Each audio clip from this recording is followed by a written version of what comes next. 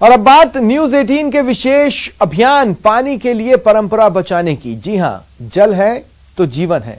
इसी मूल मंत्र को ध्यान में रखकर न्यूज 18 ने इस मुहिम का आगाज किया, जिसमें पानी बचाने के लिए काम करने वाले कई गणमान्य लोग शामिल हुए। लेकिन इसमें आपका जुड़ाव अहम है। आखिर क्या है यह अभियान और क्यों हम कह रहे हैं कि आप भी इससे जुड़े, मरुधरा को जलधरा बनाएं? देखिए इस रिपोर्ट में।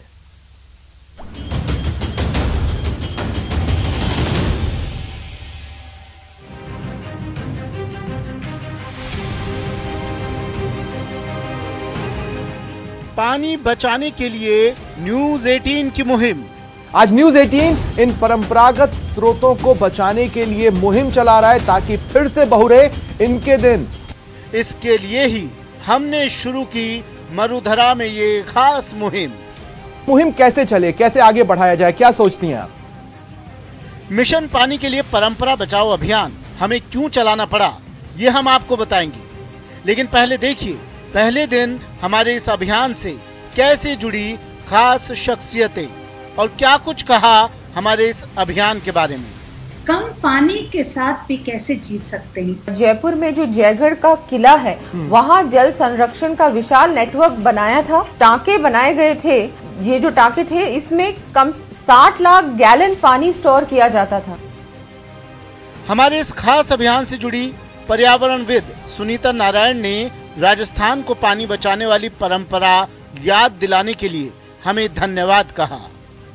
हम जानते हैं कि जहां तक पानी का सवाल है, राजस्थान ने पूरी दुनिया को ये ज्ञान दिया कि कम पानी के साथ भी कैसे जी सकते हैं, कि हर बूंद जो पानी का है उसको किस तरह से संजोएं, उसको किस तरह से भूजल में जाके उसको बचा सके।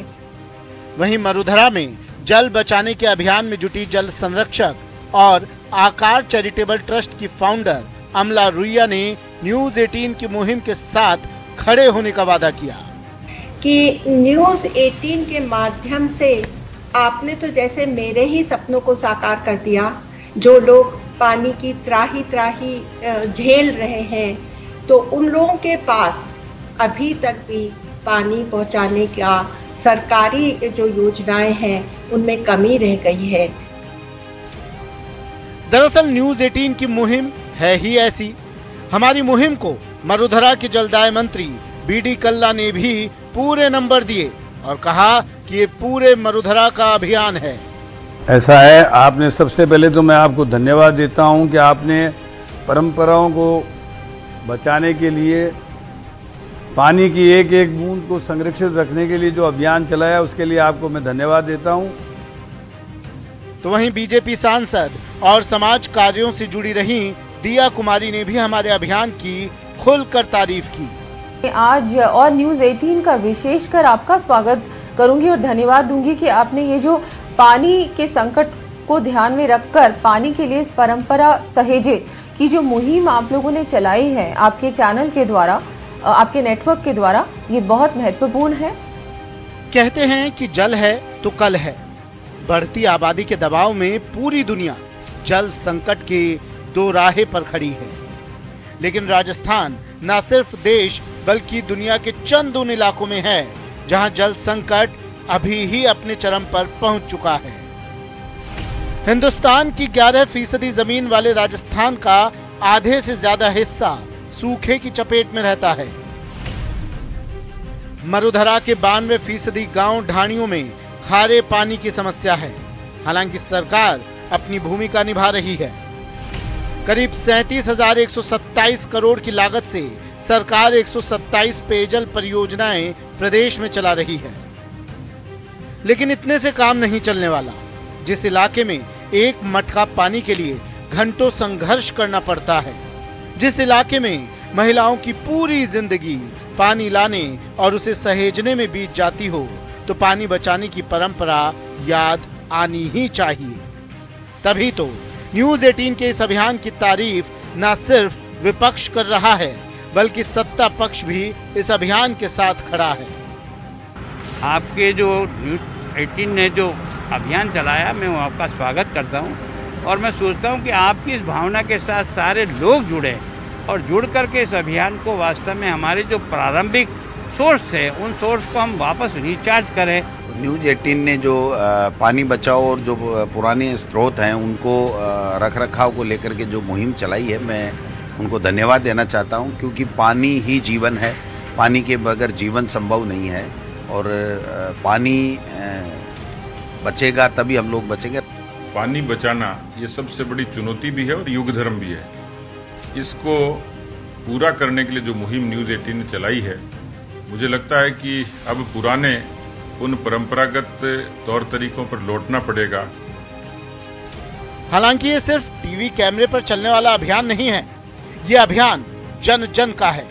प्रदेश के हर आमो खास के लिए एक जैसा अहम है पानी बचाने की परंपरा को याद करने का मिशन, क्योंकि विज्ञान साबित कर चुका है कि हम जमीन को जितना पानी देंगे, जमीन उससे कई गुना पानी हमें वापस करेगी। इसलिए जरूरत है पानी बारिश का हो या कोई और, उसे हर हाल में बचाना है। पुराने जल स्रोतों को जिंदा करना है, यानी हम जब तक जल स्रोतों को रिचार्ज करते रहेंगे तब तक हमारी जिंदगी आबाद होती रहेगी। Bureau report, news 18 network, Rajasthan. आज से बीजेपी के जन आशीर्वाद यात्रा का आगाज हुआ। मोदी सरकार के 39 मंत्री 212 लोकसभा क्षेत्रों का दौरा करेंगे। प्रदेश में केंद्रीय मंत्री भूपेंद्र यादव ने जन आशीर्वाद यात्रा वो करेंगे।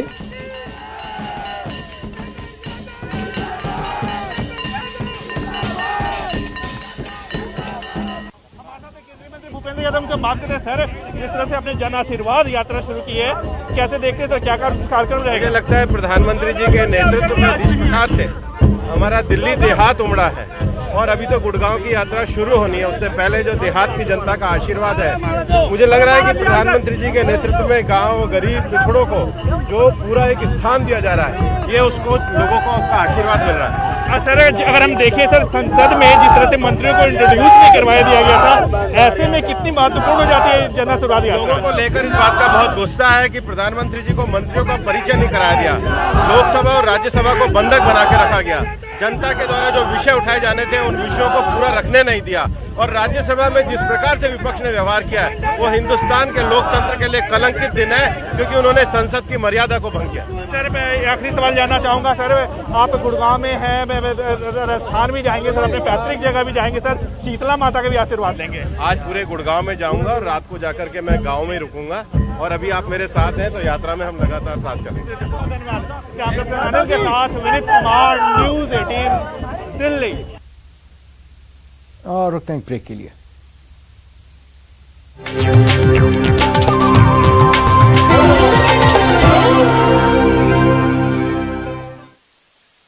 और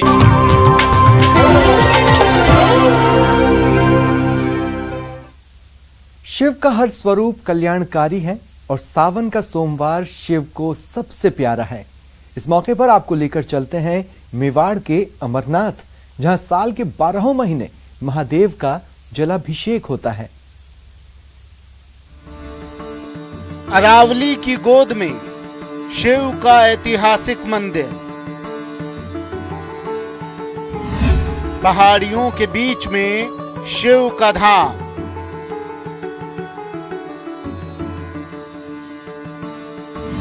जहां गुफा में शिव हैं विराजमान।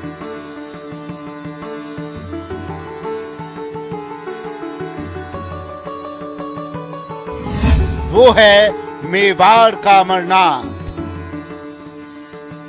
जिसे कहते हैं मेवाड़ का अमरनाथ। ये पावन स्थल है राजसमंद जिले में, अरावली पहाड़ियों की गोद में, समुद्र तल से 4000 फीट की ऊंचाई पर स्थित इस मंदिर को परशुराम महादेव के नाम से जाना जाता है। मान्यता है कि भगवान परशुराम ने अपने फरसे से पत्थरों को काटकर मंदिर का निर्माण किया था, जिसके बाद भगवान शिव ने प्रसन्न होकर परशुराम को चिरंजीवी होने का वरदान दिया था। आज भी मान्यता है कि भगवान परशुराम इसी धरती पर तपस्या में लीन हैं। भगवान परशुराम जी ने, जो शिव उनके आराध्य देव थे, इसी गुफा में बैठ करके और तपस्या की, और तपस्या के बाद में ये पूरा का पूरा जो शिव परिवार है स्वयं भू के रूप में प्रकट हुआ, जो आज भी इस गुफा मंदिर के अंदर विद्यमान है।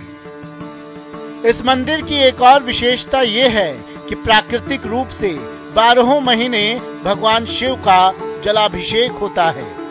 गर्मी का मौसम हो या फिर ठंड, सालों भर चट्टान से पानी की बूंदें शिवलिंग का अभिषेक करती हैं, जो इस मंदिर को और चमत्कारी बना देती हैं। महादेव की भक्ति की करने के कारण यहाँ का नाम परशुराम महादेव हुआ है।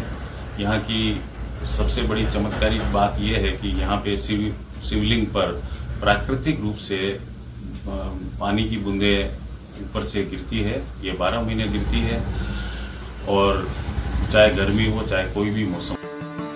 चलिए अब आपको इस मंदिर तक पहुंचने का रास्ता भी बता दें। परशुराम महादेव मंदिर तक पहुंचने के लिए 2 रास्ते हैं। एक रास्ता कुंभलगढ़ क्षेत्र से होकर जाता है, जबकि दूसरा रास्ता पाली जिले की सादड़ी इलाके से होकर है। मारवाड़ वालों के लिए पाली जिले से होकर रास्ता गुजरता है, जबकि मेवाड़ वासियों के लिए रास्ता राजसमंद जिले के कुंभलगढ़ से गुजरता है। बाबा परशुराम के मंदिर में साल भर प्राकृतिक तरीके से जलाभिषेक होता है।